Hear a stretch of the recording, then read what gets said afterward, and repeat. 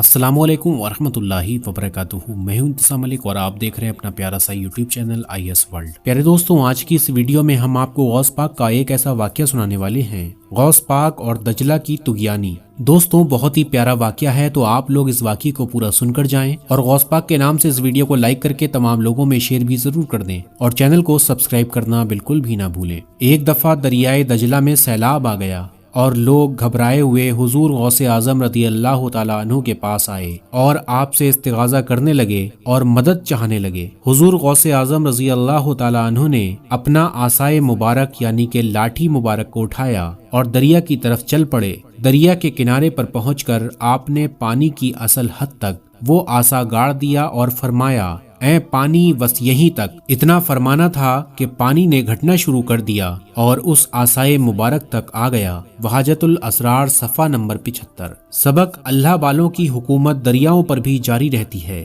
ایک ہم بھی ہیں کہ گھر کا پرنالہ بھی ہمارے بس میں نہیں رہتا۔ ایک مرتبہ حضور غوث اعظم رضی اللہ تعالیٰ عنہ نے فرمایا، اگر میری زبان پر شریعت کی روک نہ ہو تو تم اپنے اپنے گھروں میں جو جو کچھ کھاتے اور جو جو کچھ جمع رکھتے ہو، میں ان سب کی تمہیں خبر دے دوں۔ تم سب میرے سامنے اس کانچ کی بوتلوں کی مانند ہو جن کا باہر بھی نظر آتا ہے اور جو کچھ ان بوتلوں کے اندر ہوتا ہے وہ بھی دکھائی دیتا ہے۔ سبق: حضور غوث اعظم رضی اللہ تعالیٰ عنہ کا علم اس قدر وسیع تھا کہ ظاہر و باطن کی کوئی شے ان سے چھپی نہیں رہی۔ پھر اگر وہ شخص جو ایک بوتل کا ظاہر بھی بغیر اینک کے نہ دیکھ سکے یوں اللہ والوں کے علم پر اعتراض کرنے لگے تو کس قدر بے خبر ہے۔ یہ بھی معلوم ہوا کہ حضور غوث اعظم رضی اللہ تعالیٰ عنہ کا کمال علم حضور سرور عالم صلی اللہ علیہ وسلم کی محبت و پیروی کی بدولت ہے۔ پھر جس ذات کے غلام کا اس قدر وسیع علم ہے تو خود اس ذات گرامی کے علوم کی وسعت کا کیا عالم ہوگا۔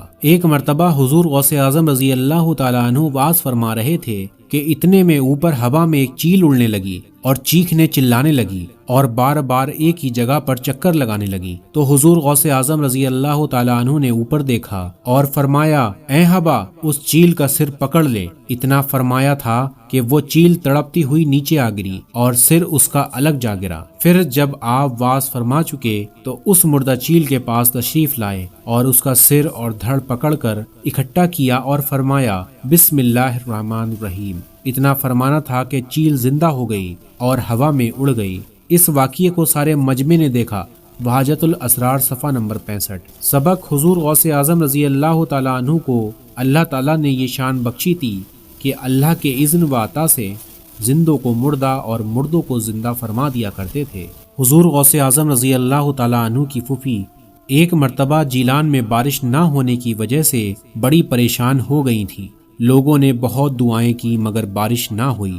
آخر بہت سے لوگ جمع ہو کر حضور غوث اعظم رضی اللہ تعالیٰ عنہ کی پھوپھی حضرت عائشہ رحمۃ اللہ علیہ کی خدمت میں حاضر ہوئے اور عرض کیا کہ بارش نہ ہونے کی وجہ سے بڑی پریشانی ہو رہی ہے، دعا فرمائیے تاکہ اللہ تعالیٰ بارش فرمائے۔ غوث اعظم رضی اللہ تعالیٰ عنہ کی پھوپھی اٹھیں اور جھاڑو دے کر اپنے گھر کا صحن صاف کرنے لگیں اور پھر ہاتھ اٹھا کر کہنے لگیں، الہی صحن کو صاف میں نے کر دیا، اب چھڑکاؤ تو کر دے۔ اتنا فرمانا ہی تھا کہ ابر آ گیا اور بارش ہونے لگی۔ وحاجت الاسرار صفحہ نمبر 98۔ سبق: حضور غوث اعظم رضی اللہ تعالیٰ عنہ کے والدین اور متعلقین سبھی اللہ کے مقبول بندوں میں تھے۔ یہ بھی معلوم ہوا کہ اللہ تعالیٰ اپنے مقبول بندوں کی دعائیں جلدی سنتا ہے۔ سرکار غوث پاک رحمۃ اللہ علیہ فرماتے ہیں، میں جن دنوں شب و روز جنگلوں میں رہا کرتا تھا، شیطان خوفناک شکلوں میں فوج در فوج طرح طرح کے ہتھیاروں سے لیس ہو کر مجھ پر حملہ آور ہوتے اور مجھ پر آگ برساتے تھے،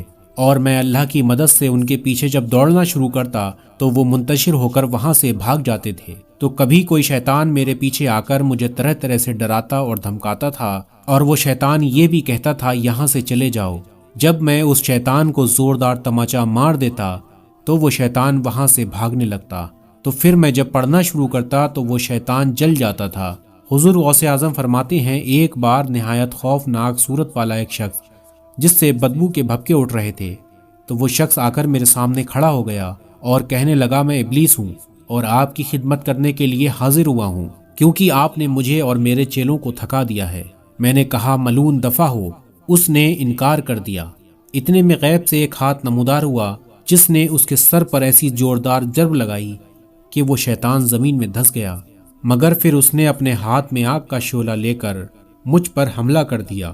اتنے میں ایک نقاب پوش صاحب گھوڑے پر سوار ہو کر تشریف لائے اور کہنے لگے، اور مجھے تلوار دی۔ یہ دیکھ کر شیطان وہاں سے بھاگ کھڑا ہوا